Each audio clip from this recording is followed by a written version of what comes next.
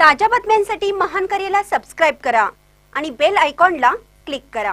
उगार खुर्द येथे MM मोहम्मदिया मुस्लिम फाउंडेशनचं उद्घाटन।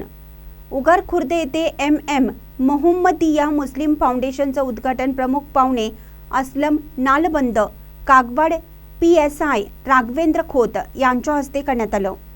यावेळी राजू गुरव, आयाज रफिक मास्तर, मौलाना सईद नदाब बंदेनवाज, मैशाळे, गौसपाक मोमीन, बाळकृष्ण पाटील हे प्रमुख उपस्थित होते। यावेळी असलम नालबंद म्हणाले, समाजसेवा करण्यासाठी या संघटनेची स्थापना केली आहे। या संघटनेचे कार्यकर्ते चांगले कार्य करतील असा मला विश्वास आहे। तुमच्या कार्याला माझी साथ राहील असं आश्वासन दिलं। PSI राघवेंद्र खोत म्हणाले, समाजकार्य करणारी संघटना निर्माण होणे गरजेचं असल्याचं त्यांनी सांगितलं।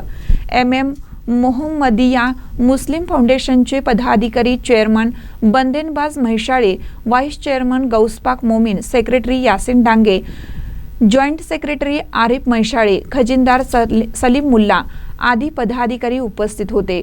उर्दू शाळेच्या विद्यार्थ्यांचा कार्यक्रम घेण्यात आला।